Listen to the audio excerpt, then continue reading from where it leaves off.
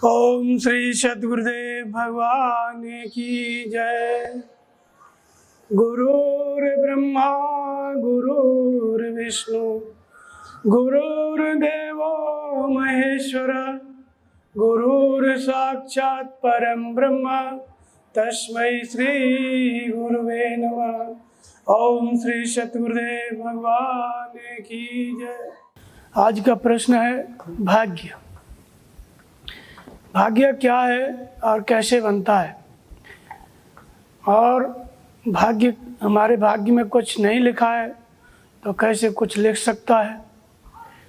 दूसरे शब्दों में इसी को कहते हैं किस्मत कैसे चमकती है। और भाग्य में कुछ लिखा है, कठोर यातना है या और कुछ लिखा है तो उसको कैसे मिटाया जा सकता है, ये इसी विषय पे आज चर्चा करेंगे। भाग्य एक ऐसा शब्द है जो पूरे देश में प्रचलित है और हमारे देश में लोग इस पे कुछ न कुछ बोलते रहते हैं। जैसे किसी का बढ़िया खाता पीता परिवार है तो दूसरे लोग कहेंगे भाग्यशाली है, लिखा के चला है। किसी ने महापुरुष का दर्शन कर लिया या अच्छी जगह पे पहुंच गए तो लोग कहते हैं बड़े भाग्य से ऐसी जगह मिलती है, बड़े भाग्य से दर्शन मिलते हैं। ये सब चर्चाएं करने लगते हैं। लेकिन भाग्य की जितनी चर्चाएं भारत में होती हैं और दूसरे देशों में नहीं होती हैं। भाग्य पे इतना वो लोग विश्वास नहीं करते, चीन के लोग, रूस के लोग और विदेश के सभी लोग, जितना भारत के लोग विश्वास करते हैं। क्योंकि भारतीय चिंतन में ही भाग्य के बारे में बताया गया है और दूसरी जगह इतना उल्लेख इसका नहीं है। अन्य दूसरे धर्मों में भी नहीं है, अन्य दूसरे देशों के लोग भी इससे इतने परिचित नहीं हैं जितने भारत के लोग परिचित हैं। क्योंकि भारतीय लोगों का आना जाना, महात्माओं के साथ उठना बैठना, उनका सत्संग सुनना, विद्वानों का सत्संग सुनना, ये सब बना रहता है। इसलिए भाग्य के ऊपर निर्भर होना स्वाभाविक है।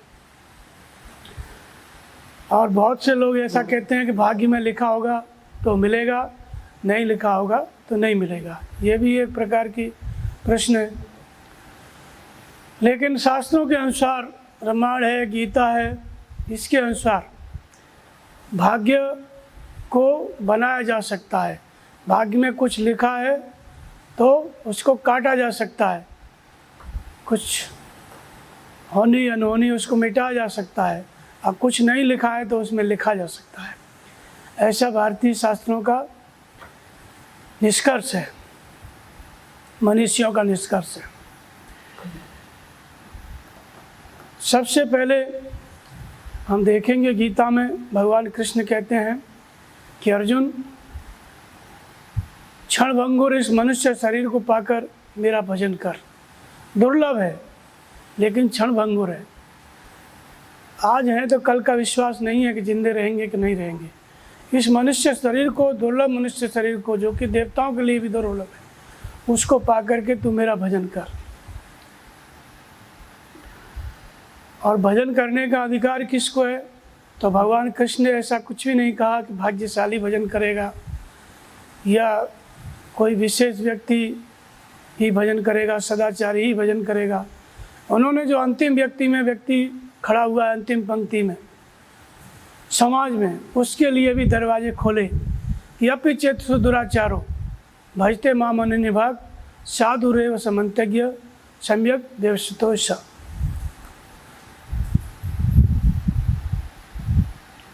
क्षिप्रम भवति धर्मात्मा शाश्वत शांति निगच्छति कौन्तेय प्रतिजानीय नवे भक्त प्रणश्यति। अर्जुन जो अत्यंत दुराचारी है, जैसे लोग कहते हैं कि हम भजन नहीं कर पाएंगे, पापी हैं या हमारे भाग्य में नहीं लिखा है, तो भगवान श्री कृष्ण कहते हैं कि मनुष्य शरीर मिल गया दुर्लभ तुमको तो तुम भाग्यशाली हो, भजन कर सकते हो। ये अधिकार गीता देती है प्रत्येक मनुष्य को। और अत्यंत दुराचारी क्यों न हो, जिसको आप पाप समझते हैं और उसमें आप जी रहे हैं, फिर भी आप गीता के अनुसार भजन कर सकते हैं। और गीता के अनुसार अगर जुड़ गया व्यक्ति हृदय से तो शीघ्र ही धर्मात्मा हो जाता है।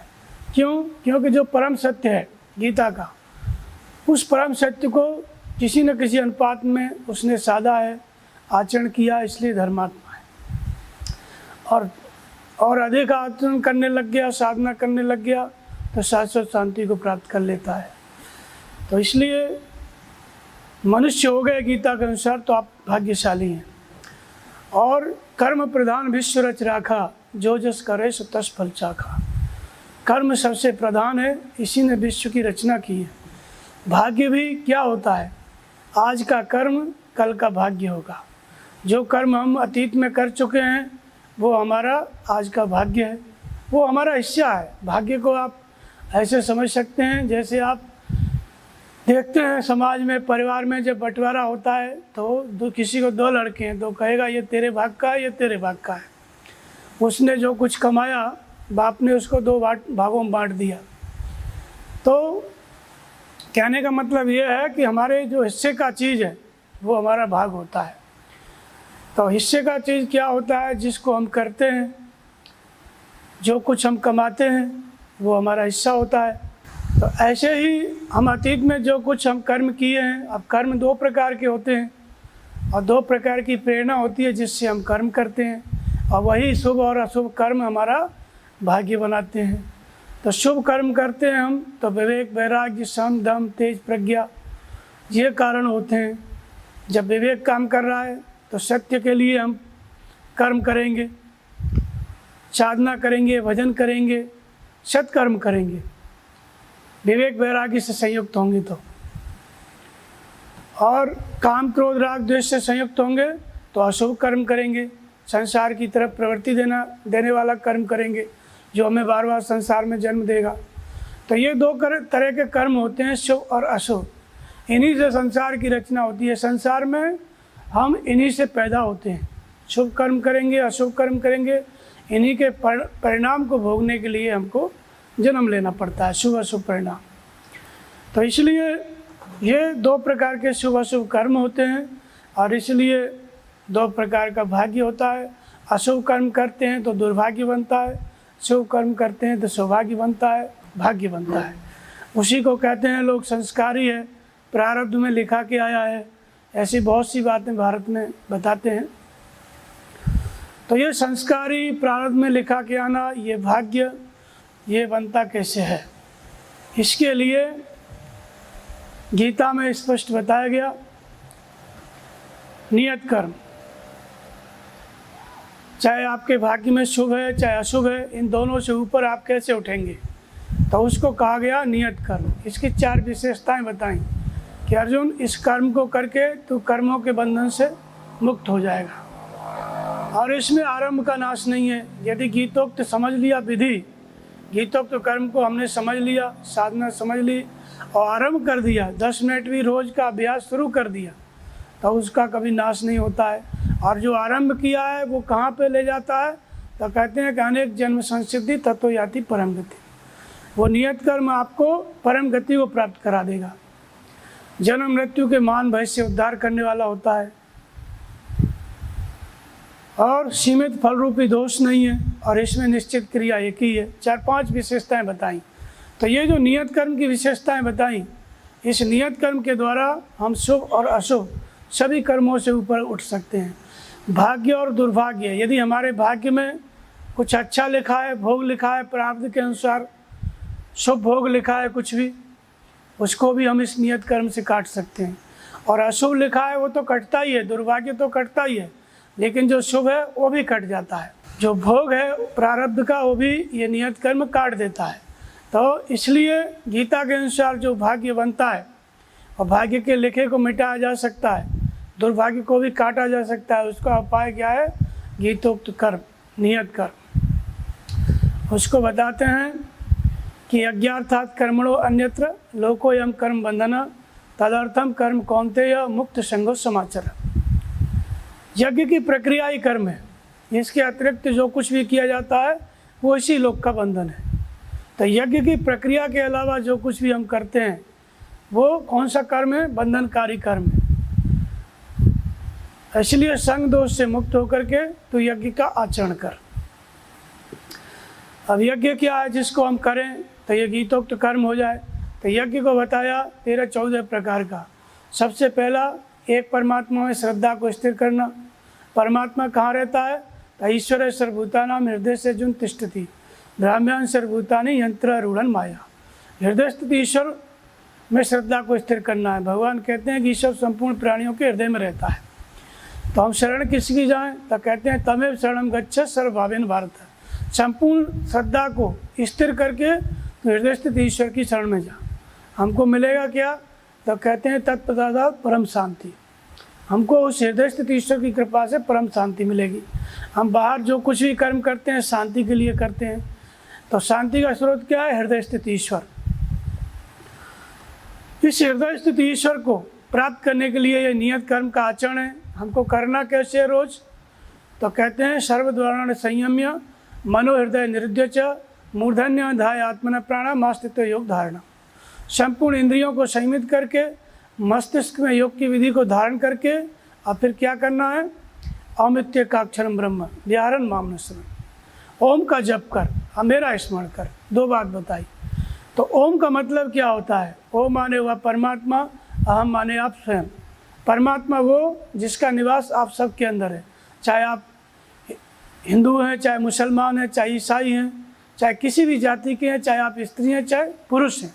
ओम माने हुआ परमात्मा, अहम माने मनुष्य, मनुष्य के अंदर रहने वाला ईश्वर, इसलिए उसका नाम ओम है। तो जब हम इस नियत कर्म का आचरण करेंगे, ओम का जप करेंगे, तब हमारा जो भाग्य है वो बनने लगता है और दुर्भाग्य मिटने लगता है। क्योंकि यज्ञ के परिणाम में भगवान बताते हैं कि यस्य सर्वे समारंभा काम संकल्प वर्जिता ज्ञानाग्नि दग्ध कर्माणम तमाहु पंडितम बुधा। भली प्रकार आरंभ की हुई क्रिया, जो नियत कर्म आरंभ किया था, जो भाग्य और दुर्भाग्य दोनों से ऊपर उठाता है और भाग्य को बनाता है, वो नियत कर्म इस स्थिति में पहुंच गया कि कामना और संकल्प से ऊपर उठ गया। कामना जो उठती थी संसार की तरफ, वे भी शांत हो गई। संकल्प जो परमात्मा की प्राप्ति का था वो भी पूरा हो गया, परमात्मा की प्राप्ति हो गई। तो ज्ञानाग्नि शब्द, ज्ञानाग्नि सर्व कर्माणम, ज्ञान रूपी अग्नि, जिस परमात्मा को जानना था नाम जप के द्वारा, वह परमात्मा जानने में आ गया। ज्ञान माने परमात्मा की प्रत्यक्ष अनुभूति। और ज्ञानाग्नि दग्ध कर्माणम, उसमें जल किया जाता है सभी प्रकार के कर्म जो भाग्य निर्मित करते थे, दुर्भाग्य निर्मित करते थे, उन सब का नाश हो जाता है। दग्ध सर्व ज्ञानाग्नि दग्ध सर्व कर्माणम, संपूर्ण प्रकार के कर्म जल जाते हैं। और ऐसी स्थिति बाद एक महापुरुष को बौद्ध स्वरूप महापुरुषों ने पंडित कह करके संबोधित किया।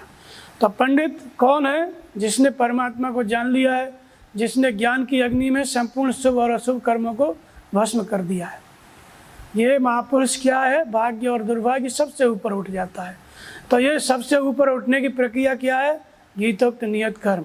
और इसका आचरण कैसे करना है? श्रद्धा स्थिर करो हृदय स्थित ईश्वर में, आधा घंटे का समय निकालो और रोज नाम का जप करो। ये इससे क्या है? गीता के अनुसार जो कुछ लिखा है आपके कर्म में, भाग्य में, वो सब बदल जाएगा और परमात्मा की प्राप्ति हो जाएगी। लेकिन इस मार्ग पे आदमी चलता कब है? इस कर्म पे कब चलता है? तो इसके लिए क्या होता है कि स्वाध्याय, एक यज्ञ बताया गीता में, स्वाध्याय।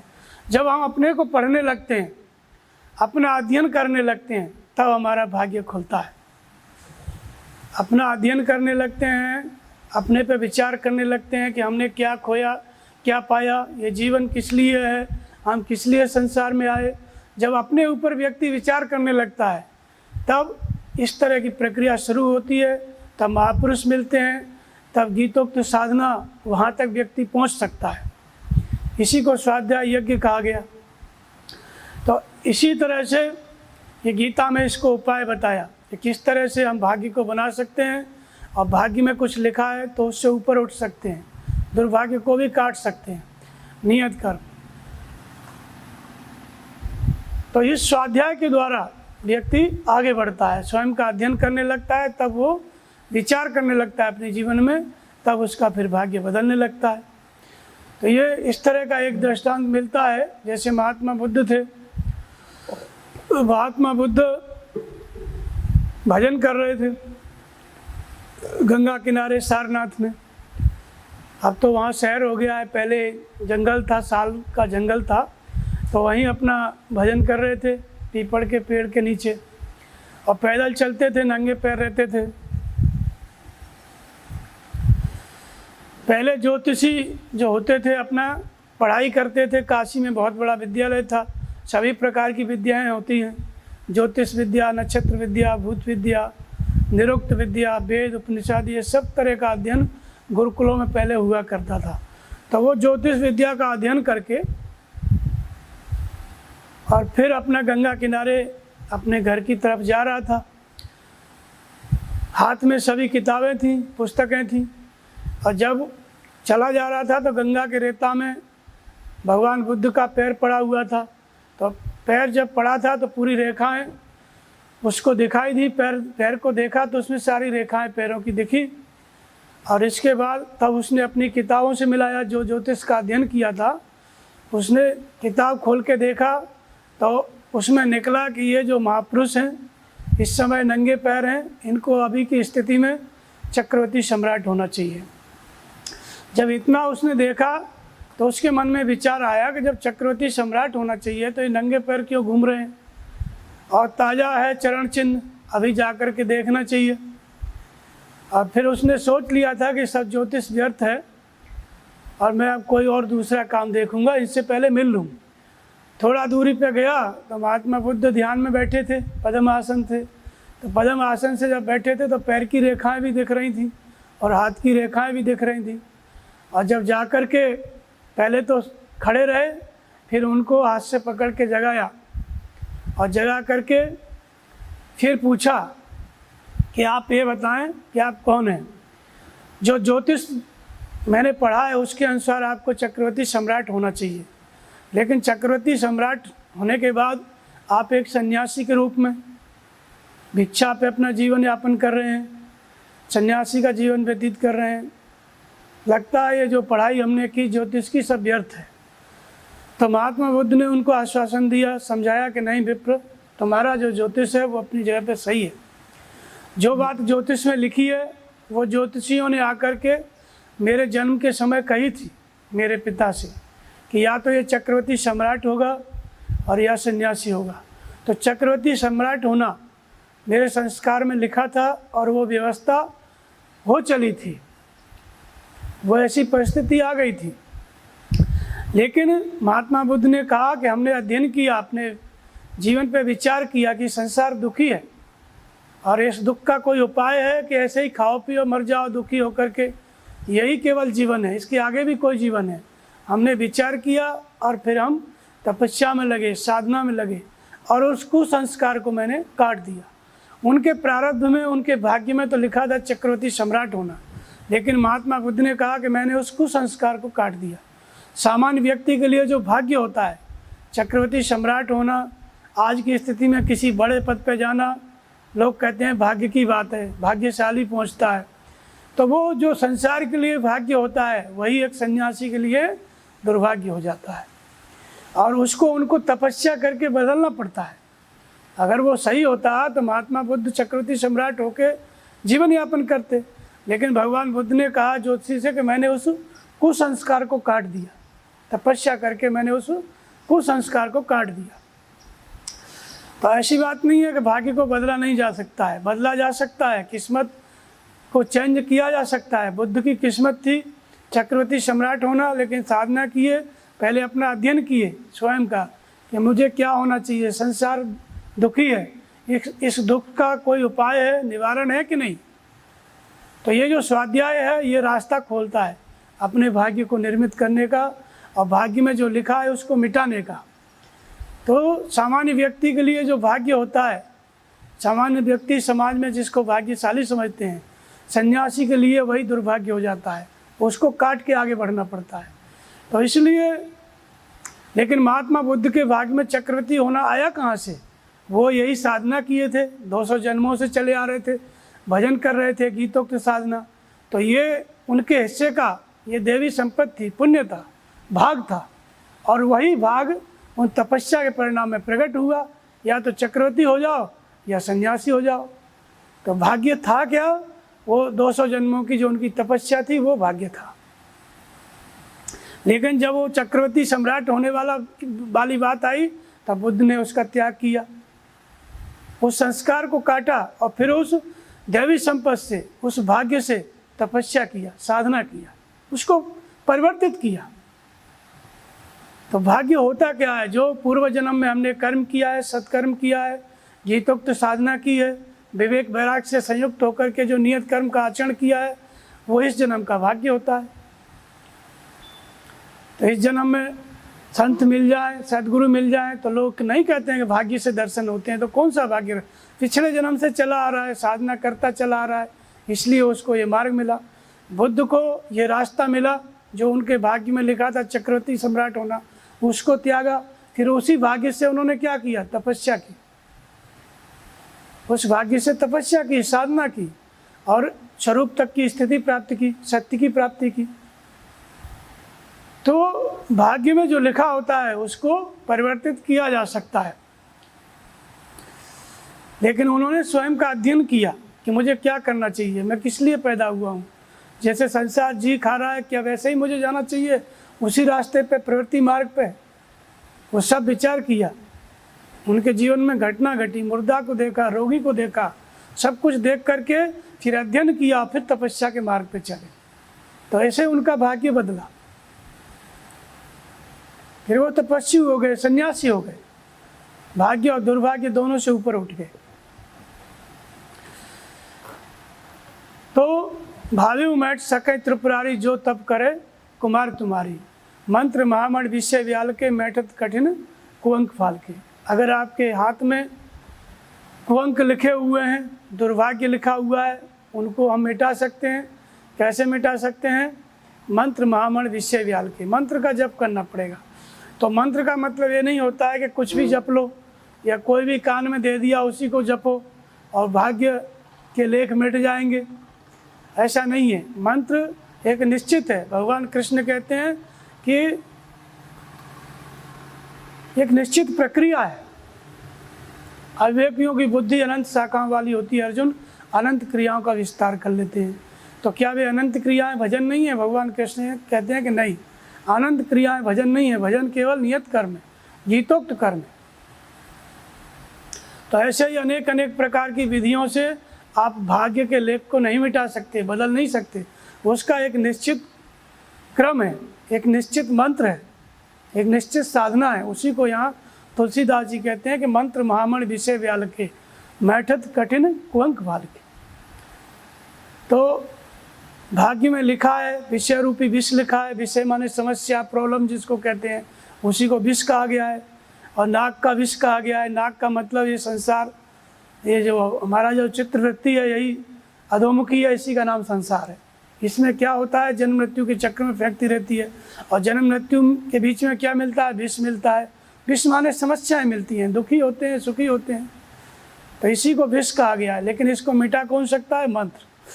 तो इसलिए जब मंत्र मिटा सकता है तो लोग उपाय बताने लगते हैं कि कुछ भी आ गया, कोई कहता है महामृत्युंजय जप करो, कोई कहता है इसका जप करो, उसका अनुष्ठान करो, लेकिन वो सब मंत्रों से नहीं मिटता है भाग्य। भाग्य में जो कुछ लिखा है, मंत्र का मतलब होता है मन के अंतराल में रुकने की क्षमता। तो ये मन के अंतराल में रोकने में कौन सक्षम है? रामचरितमानस में राम का जप बताया है, राम शब्द का जप। पूर्व काल के ऋषियों ने ओम का जप किया। ओम जपो चाहे राम जपो, ये दोनों ही मंत्र हैं। और बाकी जो ओम नमो भगवते वासुदेवाय, ओम भूर्भुवस्सुवः तत्सवितुर्वरेण्यम जो गायत्री मंत्र जपते हैं, और 12 अक्षर का मंत्र जपता है, कोई कुछ जपता है, ये सब प्रार्थनाएं। प्रार्थना एक सीमा तक सहायक होती हैं, लेकिन मंत्र क्या होता है? मंत्र परम लघु जास वश, विधि हरिहर सुरसर, महामत्त गजराज को भस का अंकुश खर। मंत्र बहुत ही छोटा होता है और उसके वश में परमात्मा स्वयं और ब्रह्मा विष्णु महेश सब उसके वश में है। तो ये मंत्र क्या है? मंत्र माने यही नाम का जप। चाहे आप ओम का जप करो, चाहे राम शब्द का जप करो। नाम जपते जपते पहले नाम जपा जाता है बोल करके बैखरी से, जैसे ओम ओम ओम, या राम जपते हो तो राम राम राम। फिर धीरे धीरे जपा जाता है। धीरे धीरे मतलब स्वयं ही बोलो, स्वयं ही सुनो। फिर तीसरा श्रेणी होता है पश्यंती। पश्यंती में क्या है, जपा नहीं जाता है, मन से देखा जाता है। किसको देखा जाता है? श्वास को देखा जाता है। श्वास कब अंदर गई उसको देखो, अंदर कितनी रुकी उसको समझो, और कब बाहर आई उसको देखो, उसको समझो, बाहर कितनी रुकी उसको समझो।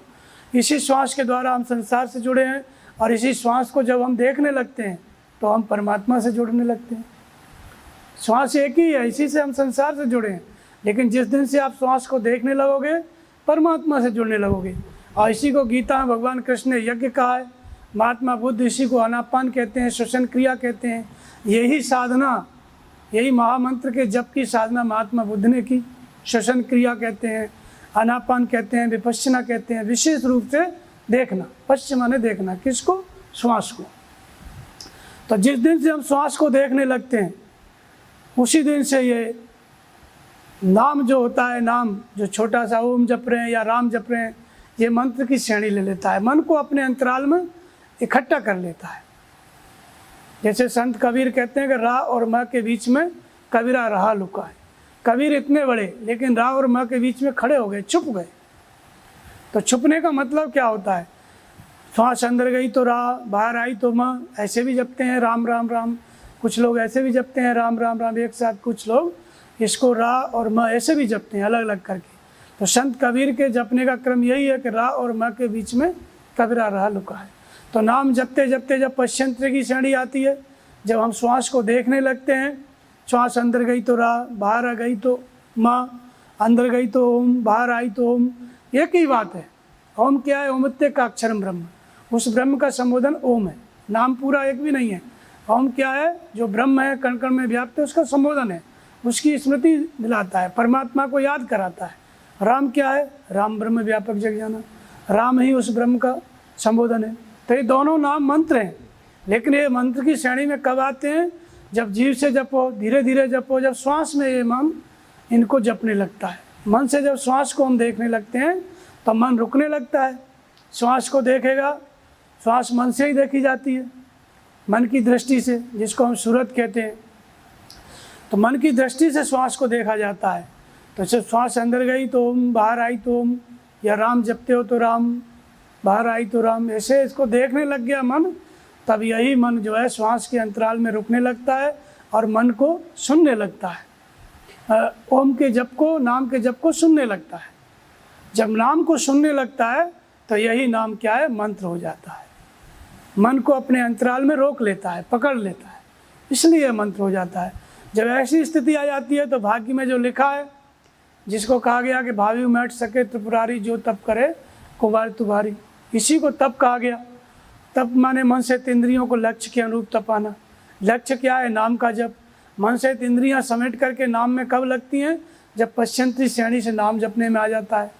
जब हम श्वास को देखने लगते हैं, श्वास में नाम को सुनने लगते हैं, तब जाकर के मन से इंद्रियां लक्ष्य के अनुरूप तपने लगती हैं। तो ये तपस्या भी होने लगती है, और तब जो भाग्य में लिखा हुआ है अच्छा बुरा वो कटने लगता है। बुद्ध जब गृह त्याग किए, तपस्या में लगे, तब उन्होंने जो संस्कार था चक्रवर्ती सम्राट होने का, 7 साल तपस्या की है, उसको काट दिया। ऐसे ही हर व्यक्ति के भाग्य में कुछ न कुछ लिखा हुआ है, कुछ न कुछ कर्म उसने किया है शुभ अशुभ, और इसी के परिणाम में दुख सुख मिलता रहता है। लेकिन जब नाम जपते जपते मंत्र की श्रेणी में आ गया, नाम का जप, मन रुकने लग गया, तब ये भाग्य में जो कुछ लिखा है भगवान प्रेरणा करके बताने लगते हैं कि भविष्य में क्या होने वाला है, तुम्हारे भाग्य में क्या लिखा है। और जब भगवान बताने लगते हैं तो साधक उसको समझ के उसको काटने लगता है। जो आने वाला दुख है उसको काटने लगता है। भाग्य में जो भी दुर्भाग्य है या भाग्य में कुछ भी लिखा है, दुख सुख आने वाला है, उसको काटने लगता है। भगवान प्रेरणा करके बताने लगते हैं। तो जब नाम श्वास में स्थिर होने लगता है हमारा मन, और नाम जपते जपते मन श्वास में स्थिर होने लगता है, नाम को सुनने लगता है, श्वास अंदर गई तो राम, बाहर आई तो राम, सिर्फ यही विचार रहने लगता है, तब भगवान इसको बताने लगते हैं और भाग्य के में जो लिखा है उसको काटने लगते हैं। किस तरह से बताते हैं? अनुभवों के द्वारा। तो यद्यपि ब्रह्म अखंड अनंता, अनुभव गम्य भजे जिन संता। जब अनुभवों के द्वारा भगवान बताने लगते हैं, अनुभवों के द्वारा उस ब्रह्म तक पहुंचने का मार्ग है अनुभव। अनुभवों के सहारे ही जो संत हैं वो ब्रह्म को जानते हैं। वहाँ तक पहुँचते हैं। तो अन माने अतीत, भव माने संसार, संसार से मुक्त करा देने वाली जागृति। तो भगवान जागृत होकर के जब नाम मंत्र की श्रेणी ले लेता है, मन के अंतराल में, श्वास के अंतराल में मन रुक जाता है, नाम जपते जपते मन रुकने लग गया, श्वास आई तो गई तो तब ये मंत्र की श्रेणी ले लिया। और तब भगवान प्रेरणा करने लगते हैं, बताने लगते हैं कि भविष्य में क्या होने वाला है, तुम्हारे सामने क्या स्थिति प्रकट होने वाली है, कौन सा दुख आने वाला है। तो उसको जब समझता है साधक तो इसी नाम जप में लगा रहता है, फिर उसको काट देता है। तो हे हम दुखम अनागतम, जो दुख आया नहीं है लेकिन आने वाला है उसको काटा जा सकता है। जो भाग्य में लिखा है अच्छा बुरा उसको काटा जा सकता है, लेकिन कब? दृष्टा दृश्य संयोग है हेतु। जो दृष्टा आत्मा है दृश्य बन के प्रस्तुत हो जाए। दृष्टा आत्मा हमको तीनों कालों की जानकारी देने लगे, आत्मा जागृत होकर के हमको बताने लगे कि आने वाला दुख ये है। और जब साधक आने वाले दुख को देख लेता है तब उसको काटने में सक्षम हो जाता है। इस तरह से तपस्या करके नाम का जप जब मंत्र की श्रेणी लेता है तब जाकर के ये भाग्य में जो लिखा हुआ है वो कटने लगता है।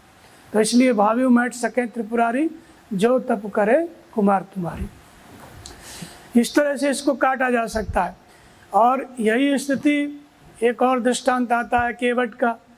जैसे लोग कहते हैं कि हमारे भाग्य में कुछ नहीं लिखा है, हमसे भगवान भजन कैसे कराएंगे, हमारे भाग्य में नहीं लिखा है, कर्म में नहीं लिखा है। तो ऐसी बात नहीं है। केवट का दृष्टांत आता है रामचरितमानस में। भगवान जब केवट से मिलते हैं तो उस समय तुलसीदास जी वर्णन करते हैं कि जास छाँ छू ले ये सींचा, राम भक्त की सुजाकर लेखा। राम की भक्ति की भगवान का भजन करने की रेखा उसके हाथ में नहीं थी। ज्योतिषी लोग क्या करते हैं, हाथ देखते हैं। तो यहाँ तुलसीदास जी ने लिखा है कि राम भक्त सो जासुन लेखा। उसके हाथ में राम की भक्ति, भगवान की भक्ति करने की रेखा ही नहीं थी। लेकिन एक समय आया उसके हाथ में कुछ नहीं लिखा था, भाग्य में कुछ नहीं लिखा था, लेकिन केवट ने अपना भाग्य बनाया। जब भगवान राम आए, नाव से उसको भगवान को पार किया, फिर भगवान का दर्शन किया और उसके बाद उसी दिन से वह भजन में लग गया। नहीं तो उसके पूर्वज तो नाव चलाते थे, इस पार उस पार करते थे, और उसका जो काम धंधा था वो क्या था, केवट क्या करते हैं, नदी किनारे मछली पकड़ते हैं, खाते पीते हैं, यही सब रहता है। तो उसका भी वही था, जो व्यवसाय मिला था वही करता था। लेकिन जब भगवान का दर्शन हुआ, भगवान के चरण कमल को देखा, समर्पित हुआ, फिर भजन में लग गया, भक्ति में लग गया। और फिर केवट ने अपना भाग्य बनाया। क्या भाग्य बनाया? तो राम की नापन जब ही थे, भयो भुवन भूषण तभी थे। राम की नापन जब ही थे और भयो भुवन भाजन तभी थे। जब भगवान ने अपनाया उसको, हाथ में नहीं लिखा था, लेकिन जब विचार किया कि ये जो काम करते करते मेरा जीवन बीत जा रहा है, यही नाव चलाते चलाते मेरे पूर्वज भी यहीं पर मर गए, और केवट के पूर्वज पड़े हुए थे, सब पार नहीं हुए थे। जब भगवान को पार किया तो पितरों को भी पार किया, पितरों को भी पार किया। तो गंगा किनारे ही रहते थे पितर, लेकिन अभी ऐसे ही पड़े थे नरक में। जब भगवान को पार किया तब उसके पितरों का उद्धार हुआ। तो वही विचार उसने अपने मन में अध्ययन किया। जब भी भाग्य बनता है किसी का तो स्वयं अध्ययन करना पड़ता है, स्वाध्याय करना पड़ता है कि हम क्या कर रहे हैं, हमको क्या करना चाहिए। यहीं से भाग्य रेखा खुलती है, यहीं से व्यक्ति की किस्मत बनती है। स्वयं जब अध्ययन करने लग गया, अपने ऊपर विचार करने लग गया, अपने दोषों को पढ़ने लग गया, समझो उसका भाग्य बनना शुरू हो गया। वही केवट ने किया, खुद का अध्ययन किया कि मैं क्या कर रहा हूँ, इससे मेरा कल्याण होगा कि नहीं होगा। और जब देखा कि इससे कल्याण नहीं है, भगवान मिले, भगवान की अनुकूलता मिली, भजन में लग गया। और एक समय आया भगवान ने उसको गले से लगाया। जब राम राज्य की स्थापना हुई तो भगवान ने गले से लगाया, भरत जी ने गले से लगाया, वशिष्ठ मुनि ने गले से लगाया। तो राम कीन आपन तभी थे, अभयो भुवन भाजन जभी थे। भगवान ने अपना लिया, सब ने अपना लिया, तो परम पवित्र हो गया। पहले जास छाँ छू ले ये सींचा, उसकी छाया पड़ जाती थी, लोग स्नान करते थे, समाज की एक व्यवस्था थी। लेकिन भगवान ने अपनाया, परम पवित्र पुरुष हो गया केवट, भगवान को प्राप्त कर लिया। तो ये केवट ने भाग्य कैसे बनाया? भगवान का भजन करके, भगवान की भक्ति करके। अति आनंद उमंग अनुरागा चरण सरोज पखारन रागा। भगवान के चरणों का ध्यान करने लगा, फिर उसका भाग्य बना। लेकिन पहले अध्ययन किया कि ये काम करते करते हमारे पूर्वज चले गए, क्या मैं भी यही करूं? जब उसने विचार किया तो फिर मन में ये आया कि नहीं, भक्ति करना है, और भक्ति में लग गया। भाग्य में कुछ नहीं लिखा था, लेकिन सब कुछ लिख गया, और फिर जो लिख गया वो भी मिट गया, भगवान की प्राप्ति हो गई। तो इस तरह से भाग्य में नहीं लिखा है तो भी एक कर्म ऐसा है, नियत कर्म जिसको कहते हैं, भक्ति कहते हैं, तपस्या कहते हैं, आपके भाग्य में नहीं लिखा है, फिर भी आप कर सकते हो, भाग्य में लिख सकते हो, और उसके बाद और भी जो कुछ है उसको काट सकते हो इस नियत कर्म के द्वारा, मंत्र के जप के द्वारा, नाम जप के द्वारा। ये तरीका है भाग्य बनाने का। तो इस तरह से केवट के द्वारा भी यही पता चलता है कि भाग्य बनाया जा सकता है। ऐसा नहीं है कि हमारे भाग्य में नहीं लिखा है तो हम कुछ नहीं कर सकते। बड़े भाग्य मानुष तन पावा, यदि आप मनुष्य हो गए तो आप भाग्यशाली हैं। भगवान राम कहते हैं कि मनुष्य शरीर बड़े भाग्य से मिलता है। बड़े भाग्य मानुष तन पावा, जो सबसे बड़ा भाग्य है वो क्या है? मनुष्य शरीर। और सुर दुर्लभ सदग्रंथन गावा, ये देवताओं को भी दुर्लभ है। देवता लोग भी अपने उस शरीर से, क्यों देवताओं को दुर्लभ है? कि क्योंकि देवता लोग भी अपने उस शरीर से, देव योनि से, वो मोक्ष को प्राप्त नहीं कर सकते, भगवान को प्राप्त नहीं कर सकते, इसलिए वो भी दुखी रहते हैं। मनुष्य तन को पाने के लिए ललायत रहते हैं। इसलिए कहा गया कि मनुष्य भाग्यशाली है, मनुष्य शरीर, क्योंकि साधन धाम मोक्ष कर द्वारा, इसके द्वारा मनुष्य क्या है? साधन कर सकता है, परमात्मा की प्राप्ति का उपाय कर सकता है। और इसलिए आज तक धरती पर जितने महापुरुष हुए, चाहे वे अवतार हो, कोई भी हो, भगवान राम हो, भगवान कृष्ण हो, बुद्ध हो, महावीर हो, ये सब मनुष्य शरीर में आए और मनुष्य शरीर से भजन किए, तपस्या किए, तब महापुरुष हुए, भगवान के स्वरूप हुए। इसलिए मनुष्य भाग्यशाली है। मनुष्य शरीर क्या है? ये ऐसा मोक्ष का द्वार है, इसी से व्यक्ति मुक्त हो सकता है, अपवर्ग को प्राप्त कर सकता है। स्वर्ग नरक अपवर्ग नशेनी, ऊपर अपवर्ग है, मोक्ष है, वहाँ जा सकता है, और नीचे नरक है, वहाँ जा सकता है अगर चाहे तो। इसलिए मनुष्य शरीर क्या है? मोक्ष का द्वार है, इसलिए मनुष्य भाग्यशाली है। और संयोग से सद्गुरु मिल गया तो कर्णधार सद्गुरु दृढ़ नावा, दुर्लभ साज सुलभ कृपावा।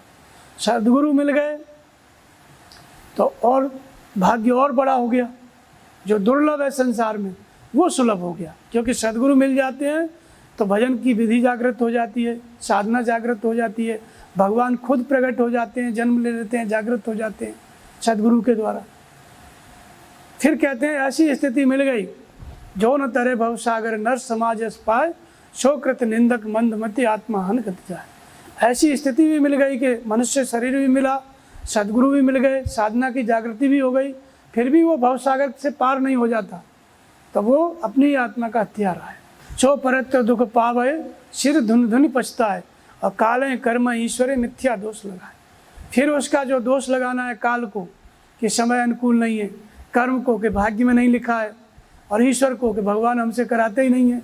ये तीन प्रकार के दोष आदमी लगाता रहता है, टालता रहता है कि समय अनुकूल नहीं है, काल को दोष देना, कर्म में नहीं लिखा है, भाग्य में नहीं लिखा है, भजन करना इसलिए नहीं करते हैं, भाग्य में लिखा होगा तो करेंगे।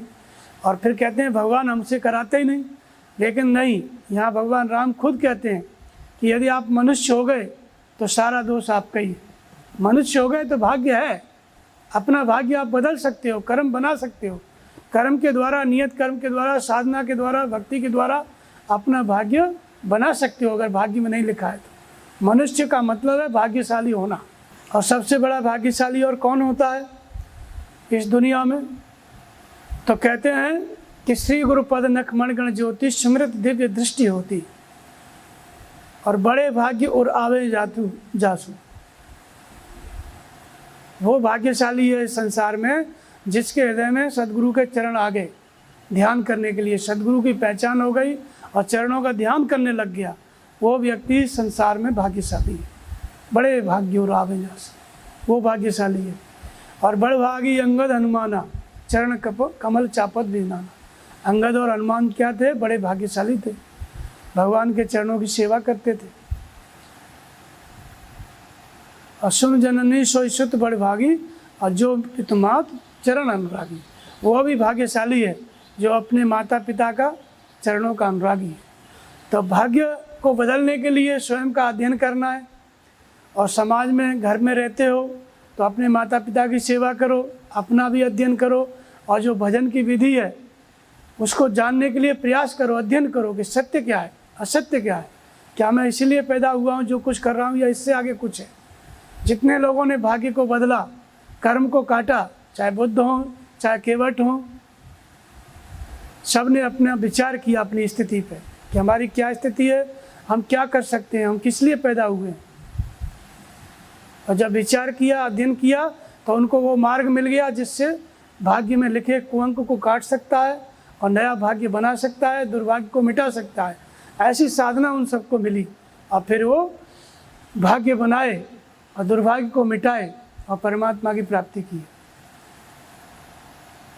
तो इसलिए बहुत से लोगों का मतलब ये होता है कि इस जन्म में करेंगे तो अगले जन्म में फल मिलेगा। तो इस जन्म में हम करते हैं, अगले जन्म में भी फल मिलता है, ये भी बात सही है, लेकिन इस जन्म का इस जन्म में भी मिलता है। इस जन्म का फल, कर्म का फल इस जन्म में भी मिलता है, और मिलते हुए देखा जाता है। इसके लिए जैसे एक दृष्टांत आता है दशरथ जी का। दशरथ जी जब उनका जीवन शुरू होता है, युवावस्था में थे, तो उनको शिकार करने का शौक़ था और शब्दवेदी बाण चलाते थे। तो शिकार करते करते रोज़ का नियम था। एक दिन क्या था, शिकार करने गए और पानी में से आवाज़ आई, तो उनको लगा कि मृगा बोल रहा है, और इसके बाद शब्दवेदी बाण चलाए तो श्रवण कुमार की छाती में बाण लगा। जब जाके देखा तो श्रवण कुमार घायल थे, मरणासन थे। फिर श्रवण कुमार ने कहा कि उनको पश्चाताप हुआ दशरथ को कि मुझसे गलती हो गई। तो श्रवण कुमार ने कहा कि नहीं, आप पानी लेके जाओ, मेरे माता पिता को पानी पिलाओ, ये तो होता रहता है, होनी थी, हो गई। दशरथ गए उनके माता पिता के पास, माता पिता ने आवाज़ लगाई, बेटा श्रवण। तो फिर वो दशरथ नहीं बोले क्योंकि उनसे गलती हो गई थी। बाद में दशरथ ने कहा कि हम दशरथ हैं। तब पूरी कथा बताई, कहानी कि ऐसे ऐसे हमसे अपराध हो गया। तो श्रवण कुमार के माँ बाप ने श्राप दिया कि जैसे हम पुत्र वियोग में मर रहे हैं, वैसे तुम भी एक दिन पुत्र वियोग में अपना शरीर छोड़ोगे। अब दशरथ युवावस्था को प्राप्त हुए, फिर राजा हुए, विवाह शादी हुआ। उसके बाद बहुत सी रानियाँ थीं, 3 प्रमुख रानियाँ थीं, लेकिन कोई संतान नहीं हुई। वृद्धावस्था आ गई, चौथापन आ गया। तब उनको लगा कि जो श्राप दिया था विप्र ने, लगता है झूठा हो जाएगा, न पुत्र पैदा होगा न वियोग होगा। लेकिन इसके बाद दशरथ को पुत्र का भी जन्म हुआ, और जब वो वनवास को गए भगवान राम, तब उन पुत्र के वियोग में मृत्यु भी हुई। तो ये जन्म इसी जन्म में दशरथ ने किया था, जो कर्म किया था उसका फल इसी जन्म में मिला। तो इसलिए आज हम जो कुछ करते हैं वह कल हमारा भाग्य बनाता है। आज हम जो करेंगे, जैसे आज भजन कर रहे हैं, तो आज का कर्म, आज की साधना, आज की भक्ति कल का भाग्य है। और साधक के लिए, तपस्वी के लिए, सन्यासी के लिए, सामान्य व्यक्ति के लिए जो भाग्य होता है, जैसे भाग्य से महात्मा बुद्ध के भाग्य में चक्रवर्ती होना लिखा था, तो सामान्य व्यक्ति के लिए तो भाग्य की बात यही होती है कि समाज में कोई बड़ा स्थान मिल जाए, समृद्धि प्राप्त हो जाए, तो लोग कहते हैं भाग्यशाली है। उनकी दृष्टि में जिनके पास अभाव होता है, उनकी दृष्टि में जिसके पास सभी वस्तुओं का कोई कमी नहीं रहती है, समृद्धशाली होता है, वो उनकी दृष्टि में भाग्यशाली होता है। लेकिन जो सन्यासी होता है उसकी दृष्टि में ये भाग्य नहीं है, ये भी उसकी दृष्टि में दुर्भाग्य है। जो सभी प्रकार के कर्म विवेकी के लिए त्यागने योग्य है। तो भाग्य अवश्य में भोक्तव्यम कृतम कर्म शुभाशुभम, शुभ और अशुभ कर्म निश्चित ही भोगना पड़ता है। लेकिन ऐसी बात नहीं है, बुद्ध के भाग्य में शुभ कर्म का भोग लिखा था, चक्रवर्ती सम्राट होना, लेकिन उन्होंने कुसंस्कार कह के उसको तपस्या से काट दिया, मिटा दिया। तो इसलिए हम जो कुछ कर्म कर रहे हैं आज, वही हमारा कल का भाग्य। अगर साधना कर रहा है साधक, तो उसके भाग्य में साधना ही है, अगले जन्म में फिर साधना करेगा। क्योंकि अनेक जन्म संसिद्धि तत्व याति परम गति। काकभूषण जी ने भजन किया, उनके गुरु का अपमान हो गया, भगवान ने उनको श्राप दे दिया, 1000 जन्म लेने पड़े। और 1000 जन्म के पश्चात काकभूषण जी फिर उसी भजन में लग गए, साधना में लग गए। पुरानी साधना वह भाग्य जागृत हो गया। अब यही जो तपस्या है, इसी में किसी का संकल्प हो जाता है तो वो उसका भोग करने लगता है, तब दूसरे लोग उसको भाग्यशाली कहते हैं। समृद्धि इकट्ठी हो गई, सम्मान मिल गया, तो अन्य लोग जिनको उतनी उपलब्धि नहीं हुई है, उतना वैभव नहीं प्राप्त हुआ है, तो दूसरों के लिए वो भाग्यशाली होता है। लेकिन ये हुआ कैसे? तपस्या किया, और जो तपस्या का परिणाम है, दैवी संपद है, पुण्य है, उसका भोग करने लग गया। लेकिन महात्मा बुद्ध ने, काकभूषण जी ने 1000 जन्म लिए, वो दैवी संपद थी, फिर भी वो भजन करने लग गए, उसका उपभोग नहीं किए। तो इसलिए भाग्य का उपयोग, सदुपयोग किस में है? तपस्या करने में।